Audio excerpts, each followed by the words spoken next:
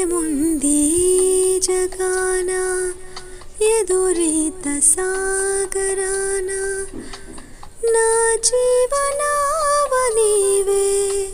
నా యేసయ్యా